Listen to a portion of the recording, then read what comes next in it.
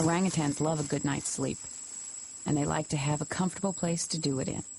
At the end of each day, they build these elaborate nests that can be as big as a double bed.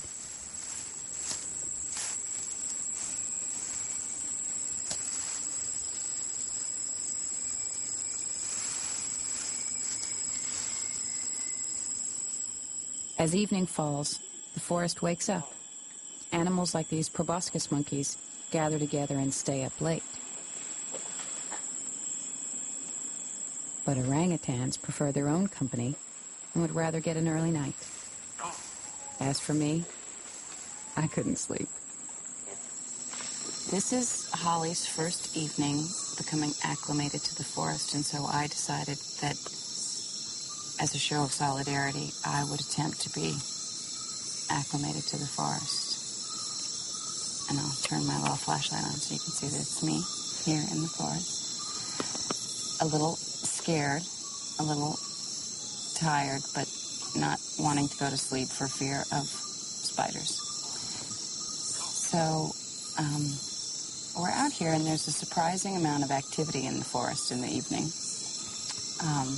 A little symphony of animals, which is interesting to a point. And I shall be here till morning, and come morning we shall put Holly out into the forest with all of her friends. And then I'll get to leave. So until then, I hold my ground.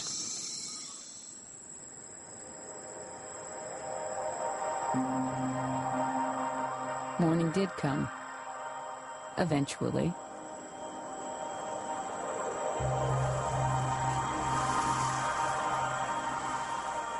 The orangutans obviously slept better than I did. So it's early in the morning, and Holly and I have both spent the night in the forest, and both a little impatient to get going today, because now all of her friends are sort of gathered around. That's her wanting to get out. Have gathered around here and want her to come out and play, so we're going to let her out now so she can go back to the forest.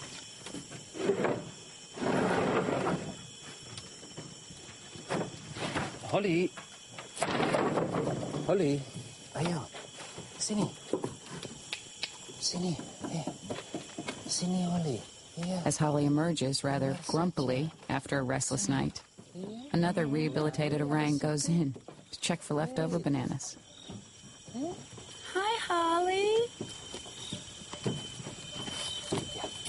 Good morning. Atta girl. It's not certain whether the orangs released in this way ever truly feel at home in the forest. For the next 3 months, rangers will continue to keep an eye on her and provide food. After that, she'll be on her own. Let's hope Holly makes it this time. It's not going to be easy.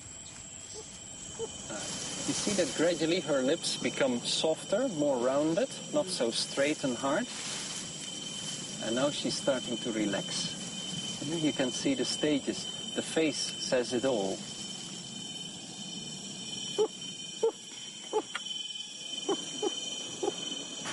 Holly.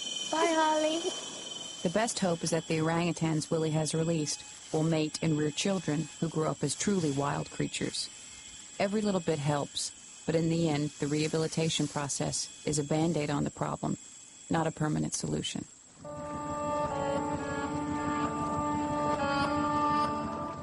Until recently, we knew very little about how orangutans live in the wild.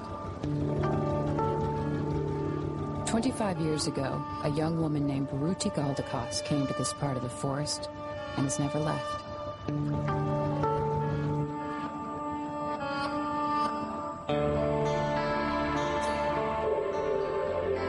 Along with Jane Goodall and Diane Fossey, she is one of the 3 legendary female primatologists to spend their lives in the jungles studying the great apes.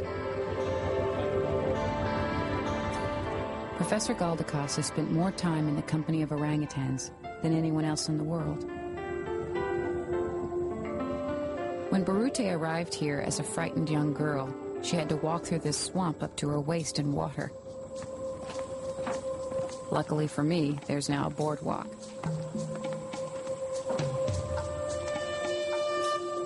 but I can imagine what she must have felt as she struggled into the jungle for the first time.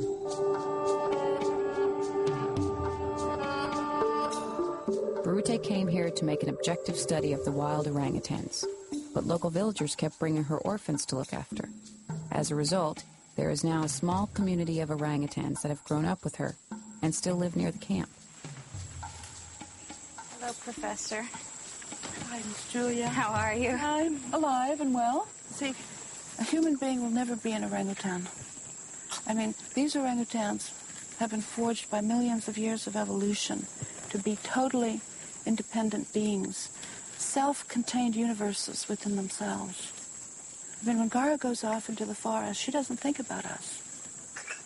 Barute has given each orangutan an Indonesian name.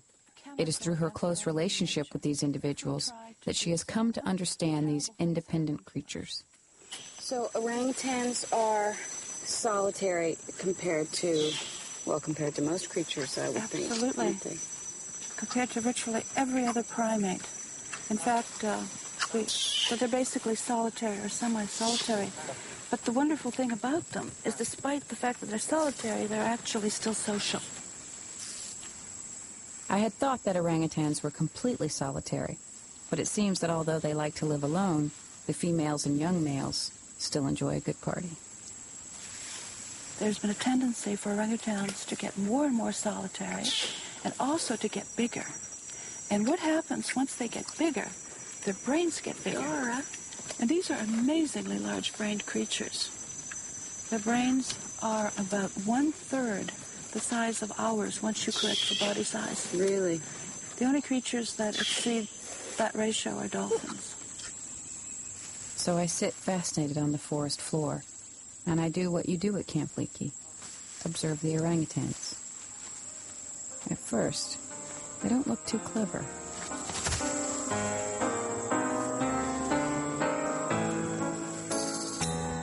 But as I watch the adolescents play, I realize they're doing what all intelligent creatures do, learning by experience. It's like a circus school for the jungle. Each orangutan, part acrobat, part trapeze artist, part clown.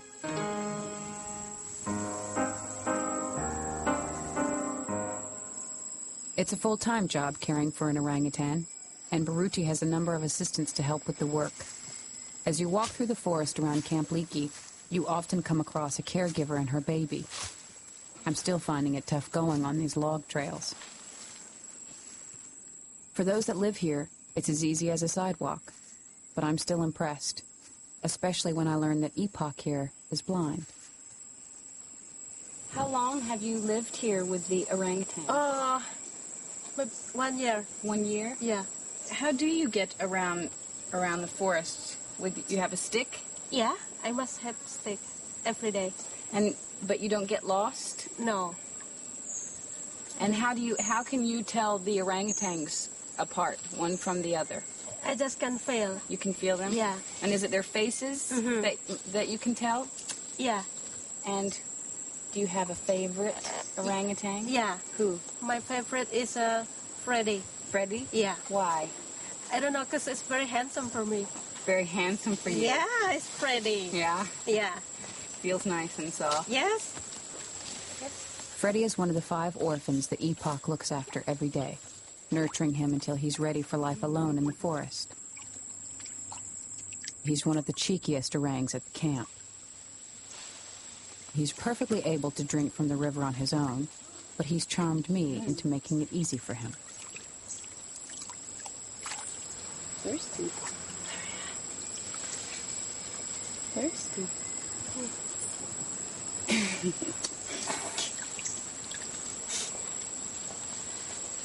If you come over here, I could probably do it a little better. Orangutans need plenty of water and take drink wherever they find it.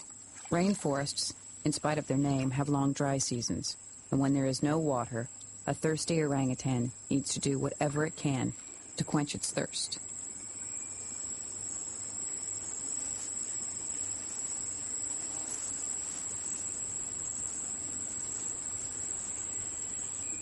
You never know exactly why an orang is doing what it's doing.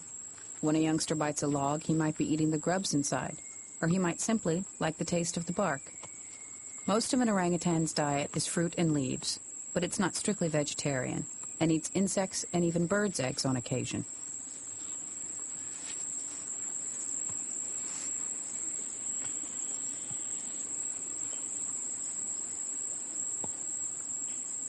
Watching these 3 to 5-year-olds, I'm amazed at their flexibility.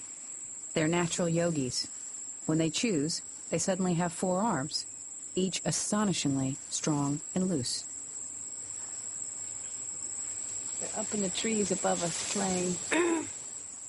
The orangutan's whole physique is designed for a life in the trees, because that's where it finds the majority of its food.